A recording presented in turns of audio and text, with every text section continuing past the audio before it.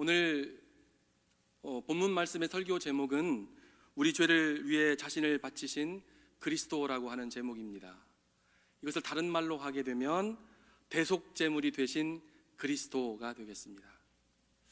저는 오늘의 말씀을 통해서 세상 가운데 깊이 드리워져 있는, 그리고 저와 여러분 가운데 깊이 있는 그 죄의 문제와 예수 그리스도의 속죄 사역이 얼마나 완벽하고 완전한 그러한 것인지를 깨 새겨보고 우리의 마음이 큰 위로와 은혜를 얻는 그런 시간이 될 수 있기를 바랍니다. 오늘 본문의 말씀을 보시면 오늘 설교 내용을 이해하게 해주는 아주 중요한 몇 가지 인상적인 단어들을 우리가 캐치할 수 있을 것입니다. 어떤 말들이 있겠습니까? 제사, 황소와 염소의 피로 드리는 제물, 그리고 제사장, 구약 율법에 나와 있는 제사 제도를 이야기하고 있는 말들입니다. 그리고 그것들과 대조적으로 앞에 말씀드린 구약의 제사와 제물과 제사장들과 이와 같은 것들은 보다 열등하고 불완전한 것으로 묘사하고 그보다 더 월등하고 완전한 제사와 제물과 제사장이 되신 우리 주 예수 그리스도, 그가 십자가에서 이루신 대속사역의 완전함을 우리에게 이 말씀을 통해서 이야기해 주고 있습니다. 그것은 우리의 죄를 위하여 단번에 드리신 완전하고 영원한 제사요, 다시 죄를 위하여 드릴 것이 없다라고 히브리서 기자는 오늘 본문 말씀을 통하여 확증하여 줍니다. 자, 그러면 율법에 나오는 이와 같은 제사의 내용들이 언급되고 있는 이유가 무엇입니까? 제사는 왜 있는 것입니까? 죄 때문입니다. 죄. 제사는 속죄를 위하여 있는 것입니다. 그렇다면 이 죄라고 하는 것이 어떤 것인가? 그것부터 오늘 말씀을 통해서 함께 살펴보겠습니다. 죄는 하나님의 창조 때 이 세상 모든 만물을 지으시고 하나님께서 뭐라고 말씀하셨습니까? 하나님 보시기에 좋았더라라고 그렇게 말씀하셨던 모든 것에 저주를 불러왔습니다. 창세기 3장에 죄가 들어온 과정을 아주 자세하게 우리에게 이야기해 주고 있습니다. 이 죄가 어떤 결과를 가져왔습니까? 그 죄로 인하여 영원한 존재로 창조되었던 인간이 이제 죽어 흙으로 돌아가겠다 하고 하나님으로부터 죽음이 인간에게 선언되었습니다. 그리고 에덴 동산에서 추방되어 실낙원, 하나님과 함께 거했던 그곳에서 쫓겨나서 이제 하나님과 단절된 관계에서 살아가게 되었습니다. 다시 말씀드리면 육체의 죽음만 있는 것이 아니라 영적으로도 완전히 하나님과 끊어진 관계가 된 것입니다. 그런데 죄가 그것으로 끝나는 것이 아님을 보게 됩니다. 성경은 로마서 5장에서 말합니다. 그러므로 한 사람으로 말미암아 죄가 세상에 들어오고 죄로 말미암아 사망이 들어왔나니 이와 같이 모든 사람이 죄를 지었으므로 사망이 모든 사람에게 이르렀느니라. 한 사람으로 말미암아 죄가 세상에 들어왔다. 그리고 사망이 모든 사람에게 이르게 되었다고 하나님이 말씀하시고 있는 것입니다. 또 성경은요, 이와 같은 인간의 절망적인 모습을 세상에 의인은 없나니 하나도 없다고 선언합니다. 그리고 이어서 깨닫는 자도 없고 하나님을 찾는 자도 없고 다 치우쳐 함께 무익하게 되고 선을 행하는 자는 없나니 하나도 없도다라고 로마서 3장에서 말씀합니다. 자기의 노력과 의지로 하나님께로 갈 능력을 상실한 인간의 모습을 지금 말해주고 있습니다. 자기 스스로는 하나님을 알지도 못하고 찾을 수도 없고 또 찾지도 않으며 모든 것이 다 무익할 뿐만 아니라 선을 행할 수도 없는 전적으로 무능력하게 된 인간의 실상을 말해주는 것입니다. 그리고 이어서 절망적인 운명에 처한 인간의 모습을 보여줍니다. 파멸과 고생이 그 길에 있다. 평강의 길을 알지 못하게 되었다라고 합니다. 평강의 길은 구원과 행복의 길을 말합니다. 죄로 말미암아 무엇이 구원인지, 무엇이 진짜 행복인지 그것을 알지 못한다는 것입니다. 절망적인 인간의 운명을 말하고 있습니다.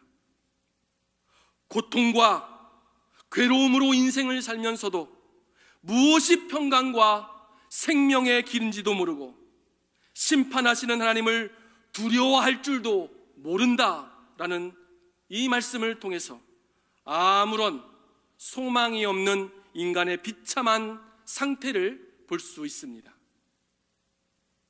죄의 싹은 사망이라고 했습니다. 죄의 결과로 죽음이 왔다는 것입니다. 한 번 죽는 것은 정해진 것이요 그 이후에는 심판이 있으리니 이것이 죄의 결과로 얻은 최종적인 인간의 운명이라고 하나님이 말씀하셨습니다. 그렇다면 이제 질문을 던질 차례입니다. 어떻게 해야 이 죄에서 벗어날 수 있습니까? 어떻게 해야 이 죄에서 우리가 구원을 받을 수 있겠습니까? 히브리서 9장 22절 말씀은 이렇게 말씀합니다. 율법을 따라 거의 모든 물건이 피로써 정결하게 되나니 피 흘림이 없은즉 사함이 없느니라. 율법을 따라 드리는 어떤 것, 그 피로 정결하게 된다. 하나님께서 이스라엘 백성에게 죄에서 깨끗하게 되는 길을 하나님이 정하신 율법을 따라 드리는 제사법에 예표하여 놓았다는 것입니다.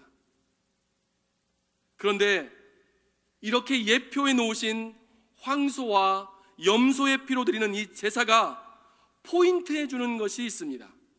가르쳐 주는 것이 있다는 말입니다. 구약에 드리는 이 짐승의 표로 드리는 이 짐승의 피로 드리는 제사는 곧 장차 오실 예수 그리스도의 대속 사역을 예표하는 모형에 불과한 것입니다. 이 모형은 진짜 실물이 오면 폐하여 사라지고 없어지는 것입니다. 그래서 오늘 본문 말씀에 히브리서 저자는 이 죄의 문제를 해결할 수 있는 예수 그리스도의 십자가 대속을 구약의 불완전한 희생 제사를 빗대서 우리에게 설명하고 있습니다. 구약의 희생 제사는 어떤 것이었습니까? 오늘 본문 히브리서 10장 1절과 3절에서 그것은 황소와 염소의 피로 드리는 제사로 해마다 반복적으로 드리는 것이라고 말합니다. 왜 반복적으로 드릴까요? 불완전하기 때문입니다. 히브리서 기자는 황소와 염소의 피로 드리는 제사는 능히 죄를 없이 할 수 없다고 말합니다. 그것이 온전히 죄를 씻을 수 없다는 말입니다. 이와 같은 짐승은 하나님의 형상으로 창조되어진 인간의 대속 제물로는 온전치 않다는 것을 의미합니다. 만일 구약의 제사가 효력이 완벽했다면 해마다 또 매일 반복해서 제사할 필요가 없었을 것이라는 말입니다. 그러면 속죄일에 드리는 황소와 염소의 피로 드리는 구약의 제사는 어떤 것입니까? 구약의 제사는 죄를 없애는 것이 아니라 반복되는 제사를 통해 사람들에게 죄를 깨닫게 하시고 기억나게 하셨다 하는 것이 본문 2절과 3절이 말씀해 주는 내용입니다. 그러면 황소와 염소의 피로 드리는 구약의 제사는 단지 어떤 것이라는 말입니까? 더 나은 제사장, 더 나은 제물이 되실 장차 오실 예수 그리스도를 포인트해 주시는, 예표해 주시는 것이라는 겁니다. 그래서 히브리서 기자는 오늘 본문에서 두 가지 더 좋은 제사와 더 좋은 언약에 대해서 우리에게 이야기합니다. 먼저 5절, 6절, 7절에 구약의 제사에 비해서 더 좋은 제사로서 예수 그리스도를 말해줍니다. 5절만 우리가 함께 읽어보겠습니다. 히브리서 10장 5절 말씀. 그러므로 주께서 세상에 임하실 때에 이르시되 하나님이 제사와 예물을 원하지 아니하시고 오직 나를 위하여 한 몸을 예비하셨도다. 이 말씀은 시편 40편 6절 말씀을 인용한 것인데요, 거기 이렇게 나와 있습니다. 주께서 내 귀를 통하여 내게 들려주시기를 제사와 예물을 기뻐하지 아니하시며 번제와 속죄제를 요구하지 아니하신다 하신지라. 히브리서 기자는 이것을 히브리어 성경을 헬라어로 번역한 70인역을 인용해서 말씀하고 있기 때문에 그 본문이 약간 다르게 번역되어 있습니다. 히브리 성경 시편 40편 6절을 보면 이렇게 번역되어 나옵니다.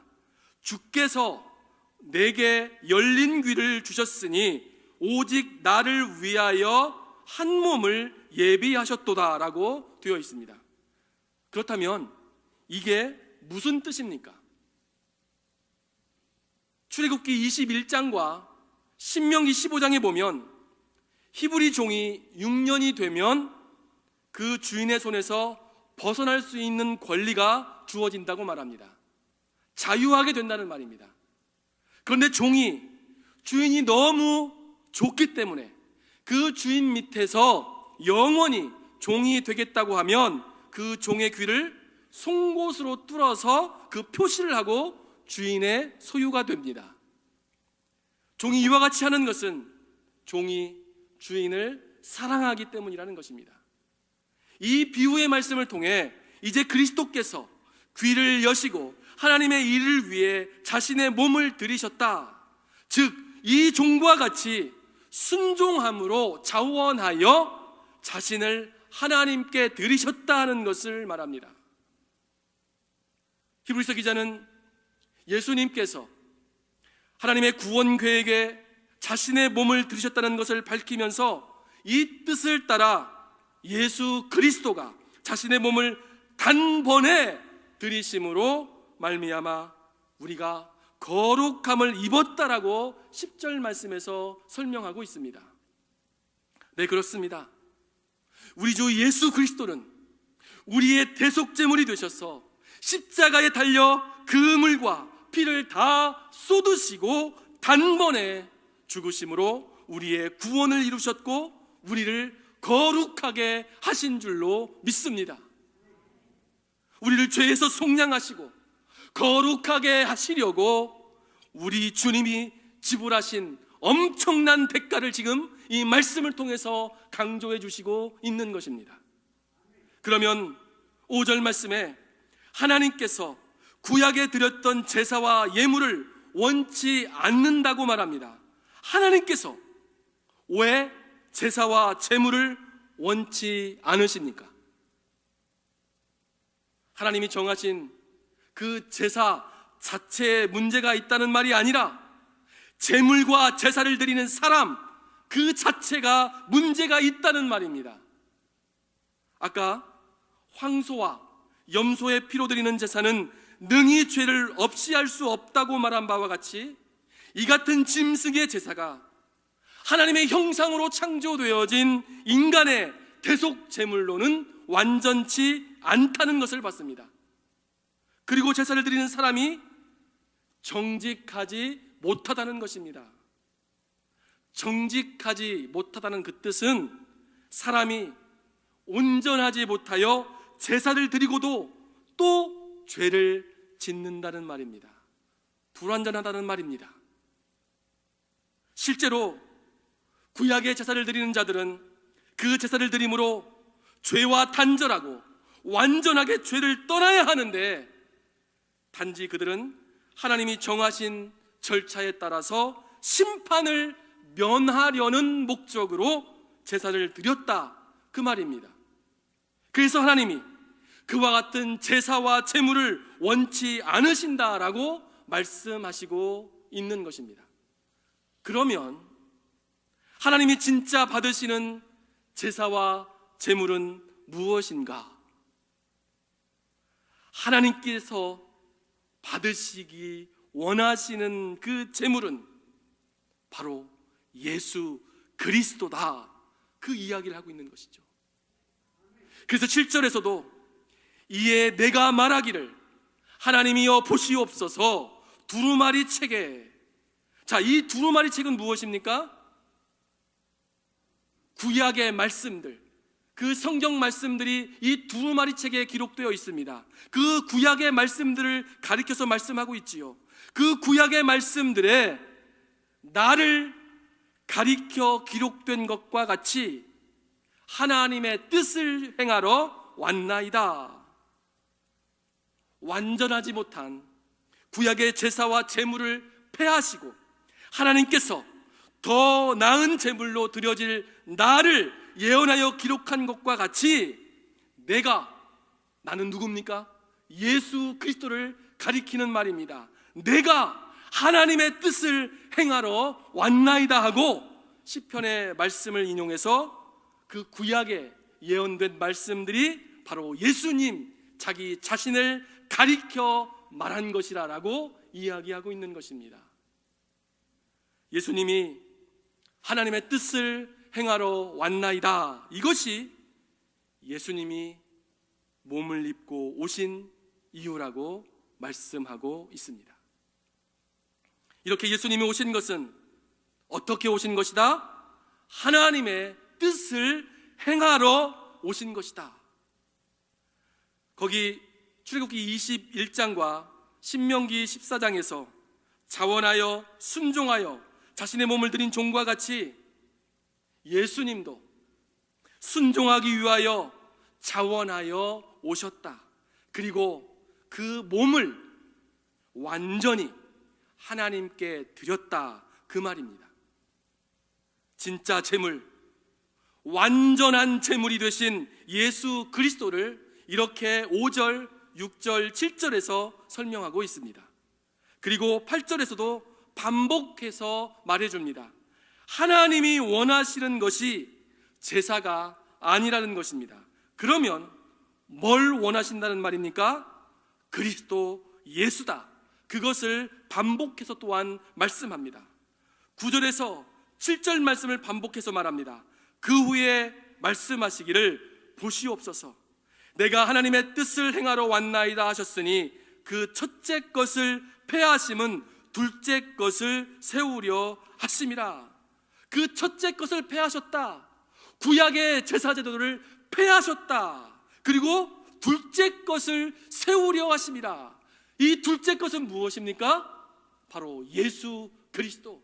그 첫째 것, 구약의 율법이 지시하고 그 구약의 율법이 포인트하고 있는 예수 그리스도의 대속 제물을 말씀하고 있는 것입니다. 그래서 이 새 언약을 이루기 위해서 우리 예수님이 이 땅에 오셨다. 그리고 그것으로 말미암아 우리가 어떤 것을 얻게 되는가? 10절 말씀에서 그 해답을 이야기해 줍니다. 이 10절 말씀을 함께 보겠습니다. 이 뜻을 따라 예수 그리스도의 몸을 단번에 들이심으로 말미암아 우리가 거룩함을 얻었노라. 그러니까 우리가 구원을 얻은 것이 너희가 염소와 양의 피를 들여서 얻은 것이 아니다. 그러면 누구의 제사로 된 것이냐? 바로 예수 그리스도의 완전한 제사, 그분이 그 몸을 단번에 들이심으로 말미암아 이루어진 것이라고 하나님이 우리에게 지금 이 구약의 제사가 바로 그 예수님의 대속의 제물, 대속의 피를 예표하고 있는 것이다라고 말씀해 주시는 것입니다. 그런데 너희가 다시 구약의 그 제사 때와 같이 그때로 돌아가려고 하느냐라고 말합니다. 그러면서 예수님의 피가 얼마나 효력이 있는 것인지를 우리에게 말씀해 줍니다. 우리가 함께 보고 있는 이 히브리서는 누가 썼는지는 밝혀주고 있지 않지만 원래 이 히브리서의 제목은 히브리 사람들에게 라는 제목으로 쓰여진 일종의 편지글입니다. 이 말씀의 대상인 히브리 사람들은 원래는 유대인이었는데 기독교로 개종해서 예수 그리스도를 믿었던 유대인 신자들을 말하는 것입니다. 그런데 이들도 우리처럼 똑같이 예수 그리스도를 믿고 구원을 얻었다고 그렇게 생각했는데 여전히 죄의 문제에 부딪히게 됩니다. 사람에게 무서운 것이 있는데 그것은 전에 행하던 습관이나 선지식입니다. 사람이 어떤 문제에 부딪히면 이상하게도 이전에 경험하고 알았던 지식이나 전통이나 습관이 작동합니다. 다시 말씀드리면 이전에 알고 있었던, 이전에 몸에 배웠던 그 습관으로 돌아가려고 한다는 것입니다. 유대인 개종자들이 똑같은 상황에 직면했습니다. 예수를 믿음에도 불구하고 범죄하는 자신을 보면서 예수님의 그 대속적 죽음을 믿는 것만으로는 부족한 것 같은 그런 생각을 하게 된 것입니다. 그래서 이전에 했던 것처럼, 그들의 전통에 해왔던 것처럼 자신의 죄를 위해서 양이나 소를 잡아서 피 흘림의 제사를 드려야만 될 것 같다는 그런 의식에 사로잡히게 됩니다. 그래서 자꾸만 자신이 알던 율법과 유대인의 전통을 따라서 이미 폐하여진 구약의 제사법에 매달려 옛 그림자를 붙들려고 했다는 것입니다.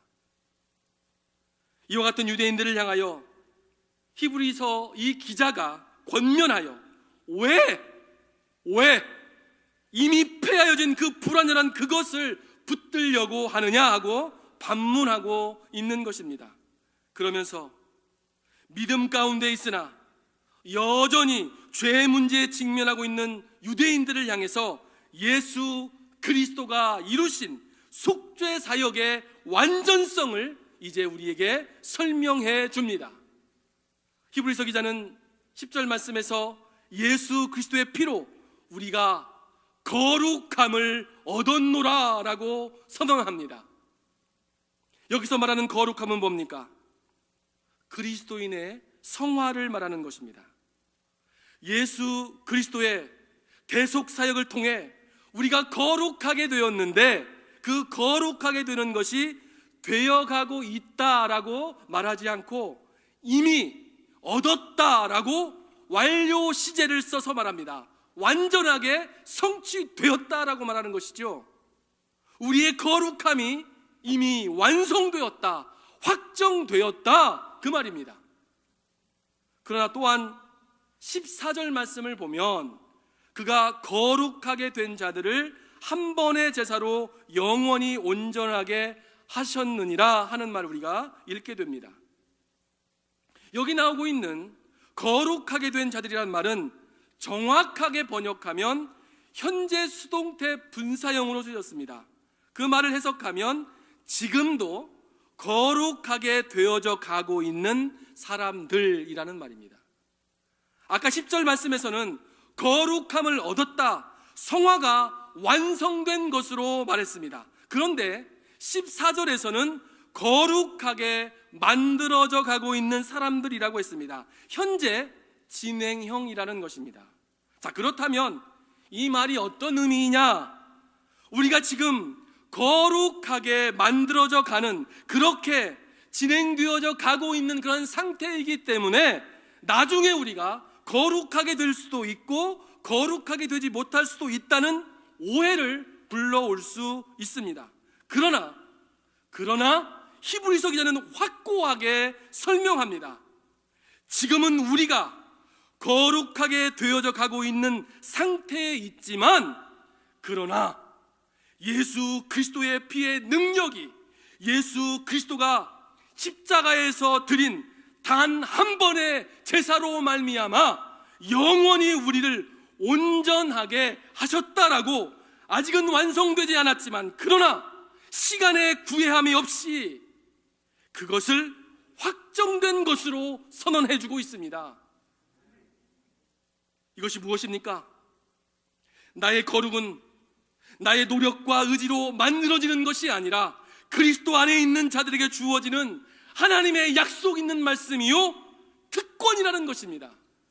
우리가 가진 특권, 하나님께서 우리를 통해서, 우리 안에 성령을 통하여 이 구원, 이 거룩함을 이루어 놓으셨다라고 완성된 구원을 우리에게 말씀해 주시고 있는 것입니다. 그렇다면 단번에 드리신 그리스도 제사의 거룩하게 하는 효력은 무엇을 통해서 이루어지는가? 15절에 보면 성령이 우리에게 증거하시되 라고 말하고 있습니다. 그리고 16절 말씀에 주께서 이르시되 그날 이후로는 그들과 맺을 언약이 이것이라 하시고 내 법을 그들의 마음에 두고 그들의 생각에 기록하리라, 이렇게 말씀하셨습니다. 성화의 과정이 실제로 우리의 삶에 이루어지기 위해서는 성령께서 우리 마음에 하나님의 말씀을 계속하여 말씀하여 주시고 기억나게 해주셔야 한다는 말입니다. 그래서 히브리서 기자는 예레미야 선지자에게 주셨던 옛 언약과 비교되는 더 좋은 언약인 새 언약을 다시 한번 우리에게 인용하면서 말씀해 주고 있습니다.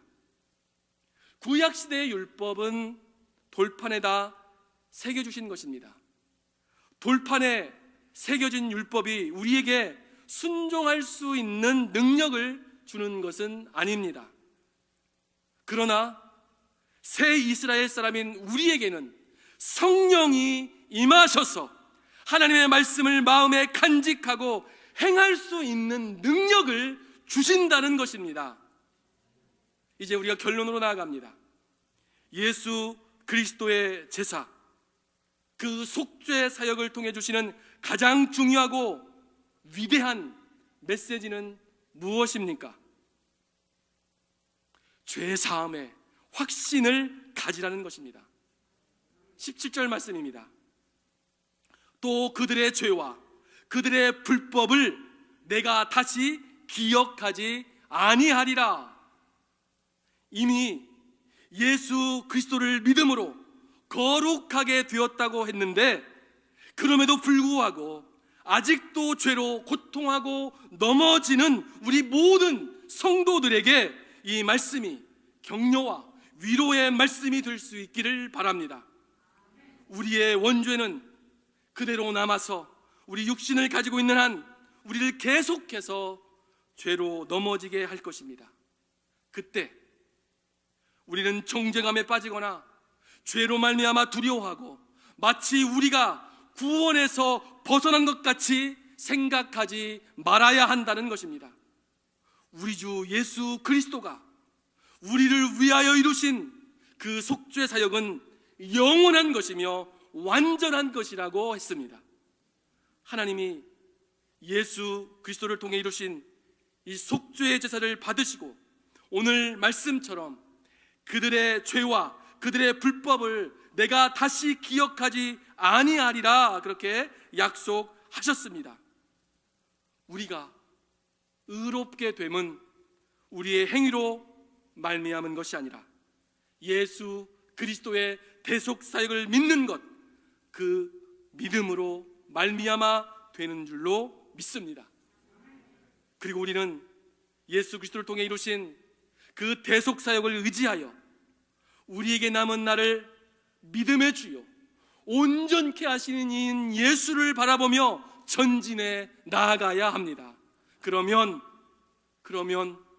내 속에 착한 일을 시작하신 그분이 예수 그리스도가 다시 재림하여 이 땅 가운데 오실 그날까지 내게 주신 구원을 이루어 나가실 것입니다. 날마다 이 복음의 말씀을 붙들고 믿음으로 일어서서 계속해서 성화되어져 가실 수 있기를 주님의 이름으로 축복합니다. 아멘.